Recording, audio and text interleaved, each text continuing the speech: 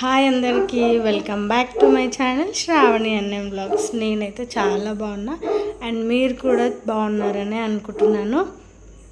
Egg bajji చేసుకుందాము. కొంచెం వెరైటీగా ఆనియన్స్ తోటి స్టఫ్ చేసుకొని ఎగ్ బజ్జీ చేసుకుందాము. దానికోసం నేనైతే 3 ఎగ్స్ తీసుకున్నాను. పసుపు, కారం, ఉప్పు, శనగపిండి, ధనియాల పొడి, 2 పెద్ద సైజు ఆనియన్స్ని మంచిగా స్లైసెస్ లాగా కట్ చేసుకొని పెట్టుకోండి. కొద్దిగా కొత్తిమీర. అంతే. ఫస్ట్ స్టవ్ ఆన్ చేసి మనం తీసుకున్న 3 గుడ్లని మంచిగా ఉడికించుకుందాము. మనం కట్ చేసి పెట్టుకున్న ఆనియన్స్లోకి ఫస్ట్ కారం, ఉప్పు,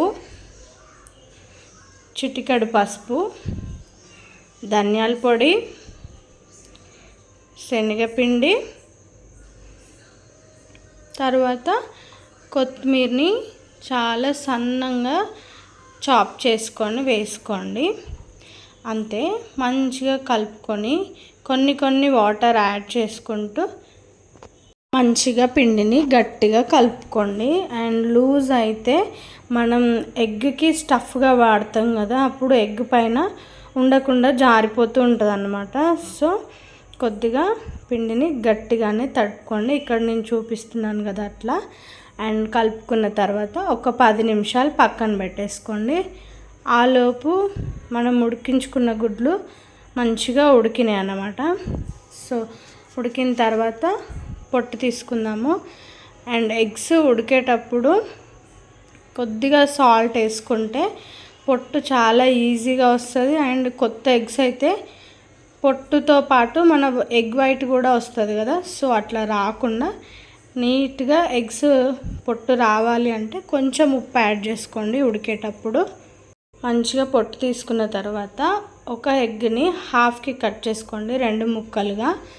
తర్వాత స్టవ్ ఆన్ చేసి కడాయి పెట్టుకొని ఆయిల్ వేసుకోండి. ఆయిల్ మంచిగా వేడైన తర్వాత మనం కట్ చేసి పెట్టుకున్న ఎగ్కి మధ్యలో పెట్టుకొని చుట్టూ మనం రెడీ చేసి పెట్టుకున్న ఆనియన్ స్టఫ్ని పెట్టుకొని మంచిగా వేడి నూనెలో వేసుకొని 2 వైపులా రెడ్ కలర్ వచ్చేంత వరకు మంచిగా వేయించుకోండి. అండ్ ఈ మొత్తం ప్రాసెస్ కూడా ఫ్లేమ్ చిన్నగా పెట్టుకోండి, లేదంటే పైన మాత్రమే ఉడుకుతుంది, లోపల ఉడకదన్నమాట, పిండిగానే ఉంటుంది. సో అట్లా రెడ్ కలర్ వచ్చిన తర్వాత పక్కన తీసి పెట్టుకోండి. తర్వాత మిగిలిన ఎగ్స్ని కూడా సేమ్ ఎగ్ని మధ్యలో పెట్టుకొని మన ఆనియన్ స్టఫ్ ఎగ్ చుట్టూ వచ్చేలాగా చేసుకొని రౌండ్గా ఆయిల్లో వేసుకొని 2 వైపులా కాల్చుకోవాలి. ప్రజెంట్ అయితే వర్షాకాలం స్టార్ట్ అయిపోయింది కాబట్టి మనకు ఈవినింగ్ కంపల్సరీ వర్షం పడుతుంది.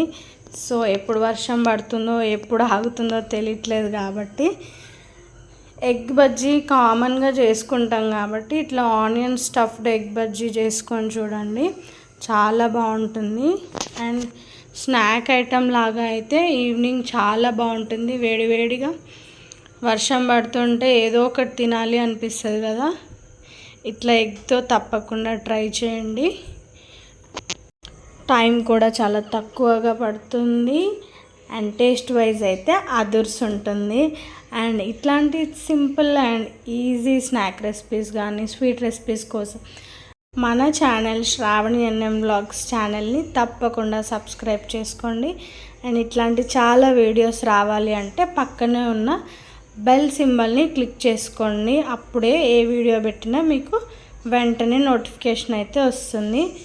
సో ఫైనల్లీ మన ఆనియన్ ఎగ్ స్టఫ్డ్ బజ్జీస్ అయితే అయిపోయినాయి. సో టేస్ట్ అయితే చాలా బాగా వచ్చింది, తప్పకుండా ట్రై చేయండి. అండ్ నా వీడియోస్ కనుక మీకు నచ్చినట్లయితే లైక్ చేయండి, షేర్ చేయండి, సబ్స్క్రైబ్ చేసుకోండి. థ్యాంక్ యూ సో మచ్ అందరికీ.